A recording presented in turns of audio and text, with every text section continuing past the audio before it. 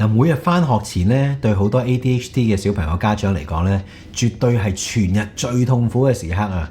嗱，你試過未啊？明明個鬧鐘響咗，你叫咗佢3次啦，佢仲匿喺個被竇裏面。當終於氹到佢起身換好衫，你諗住點啦？點知轉頭咧就見到佢又坐喺度咪咪摸摸。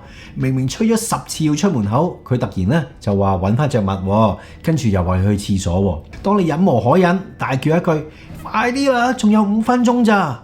哇！個小朋友咧就即刻崩潰，發爛渣，成個書包抌落地下。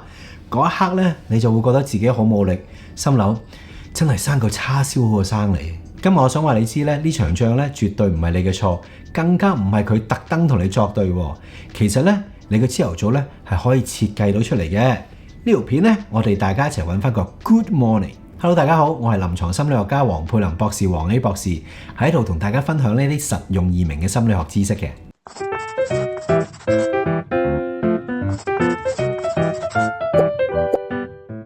ADHD 嘅小朋友個腦咧就係咁啦，佢哋由發夢模式未醒切換到去咧返學模式嗰陣時咧，係需要極高強度嘅執行功能嘅。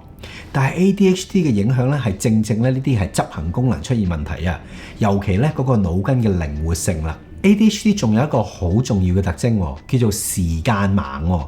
咩意思呢？嗱，我哋大人咧同小朋友咧對5分鐘嘅理解咧，可以簡直係兩個世界嚟嘅。對於家長嚟講咧，仲有5分鐘係一個好清楚、好具體嘅死線嚟嘅。我哋心裏面咧，其實已經喺度計緊時㗎啦，已經感覺到咧嗰種時間壓力好趕、好心急㗎啦。但係對 ADHD 嘅小朋友嚟講咧，佢哋感覺唔到咧時間嗰個流動嘅喎。嗰5分鐘喺佢腦裏面咧，就好似一個好模糊、好抽象嘅概念，就好似咧仲有一世咁長啊，完全接收唔到咧嗰種迫切性嘅。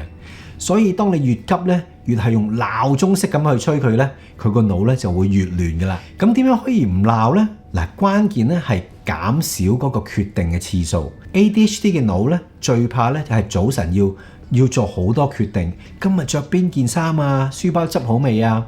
所以第一招咧，我哋可以用一啲發射台，可以叫 launch pad 啦。你將所有出門口嘅嘢，譬如書包啊、校褸啊、鞋啊、水樽啊，全部前一晚咧就集中放喺門口，喺一個籃嗰度或者一個特定位置嗰度，唔好留任何嘅選擇咧，俾聽朝咧嗰個仲未瞓醒嘅腦袋啊！出合門口嗰陣時咧，佢個腦咧只需要去記住一件事啫，拎個籃着鞋出發。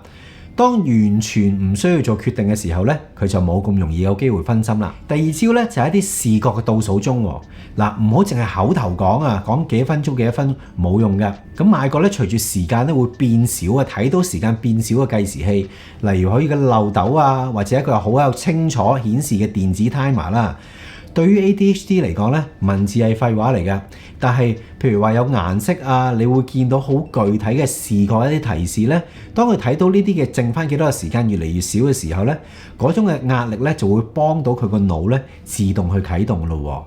唔使你開口講一句快啲，而係咧借用一啲外力啊去彌補佢喺裡面嘅執行功能嘅不足嘅。不過家長，我知道咧有時你準備晒，佢哋仍然會爆喎。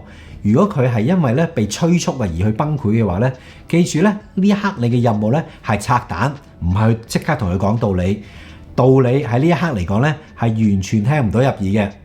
咁記住咧，我哋嘅拆彈3部曲咯。第一咧，我哋係需要確定嘅情緒嘅，我哋同佢講啊，我知你好急啊，我知你唔想返學，我知你好大壓力，係咪？呢句説話咧，我哋可以幫到咧佢個杏仁核咧去降溫嘅，因為咧佢感受到你了解佢咧，咁咧佢咧就會自己慢慢咧去冷靜啦。第二，我哋可以降低嘅要求啦。嗱，我哋可以咧 focus 喺一樣嘢嗰度，例如你可以講話唔使諗咁多啦，我哋而家淨係做一樣嘢，着鞋，着好之後咧，我哋坐喺度咧唞30秒先。第三咧，我哋要切斷嗰個循環喎，幫佢 reset， 帶佢咧離開嗰個壓力嗰個現場喎。通常喺個門口嗰個位度啦，可以飲杯凍水啊。嗱，記住咧，你個角色咧係佢大腦嘅冷氣機，幫佢咧去冷卻嘅，並唔係一個催化劑令到佢爆發。你越急咧，佢就越熱。嗱，最後咧就一定會爆炸啦。咁我哋咧試下咧將佢帶離開嗰個壓力嘅現場先啦。講完拆彈啦，仲有一種情況咧，好多家長咧就會崩潰嘅。所有嘢都預備好啦，但係去到門口咧，佢就好似石化咗咁樣樣，唔肯行出門口啊！你要知道咧，門口啊係 ADHD 小朋友嘅心理關口嚟嘅。屋裏面咧係一個安全嘅地方，出面咧係不可預測嘅世界。佢哋有時會擔心嘅喎。如果佢去到門口又死機啦，咁我哋可以試下呢兩招嘅。第一咧，咁咧我哋可以做一個多巴胺嘅橋梁。佢唔肯出門口咧，係因為出面冇誘因啊嘛。咁咧，我哋咧試下可以帶佢或者約定佢出到去 lift 口，就可以咧俾佢一啲小食啦，或者咧俾佢攞住一件佢中意嘅玩具。嗱，你要將出門口咧連結住一件開心嘅嘢，佢就有動力咧去踏出門口嗰步噶啦。第二招咧就係我哋試下可以將呢件事咧變得好玩、遊戲化佢啦。嗱，唔好講快啲啦，我哋試下講。嗱，我哋挑戰10秒鐘啊，睇下邊個咧可以用最型嘅姿態咧衝到去呢個 lift 度喎，將個壓力咧嘅任務咧就變成遊戲，個腦咧就自然咧就會去石化噶啦，即係令到咧佢可以喐得到噶啦。不過咧你要諗下咧，要多啲呢啲遊戲喎，因為咧1、2個遊戲咧小朋友就好快會悶嘅。其實咧做一個 ADHD 小朋友嘅家長咧，哇，真係一個長期嘅馬拉松嚟㗎。每日咧要去面對呢啲早晨大戰咧，你已經係絕對盡咗好大嘅努力㗎啦。咁唔好因為咧某一朝嘅崩潰咧而去懷疑咧自己嘅管教同埋信心啊！唔好因為自己嘅小朋友嘅情緒咧而去否定咗你嘅付出，因為呢件事咧係真係唔容易嘅。嗱，今日我哋講咗好多方法啦，由前一晚嘅發射台準備啊，早晨嘅視覺計時器啊，到崩潰情緒嘅管理方法，仲有門口咧去遊戲化呢個挑戰啊！嗱，我建議你咧，今日咧我哋揀一個先，一個你會覺得最可行嘅、最容易行嘅方法試下，唔好急，慢慢嚟，你會發現咧，原來你都可以咧攞翻個早晨嘅主導權，同小朋友一齊揾翻個 Good Morning 啊！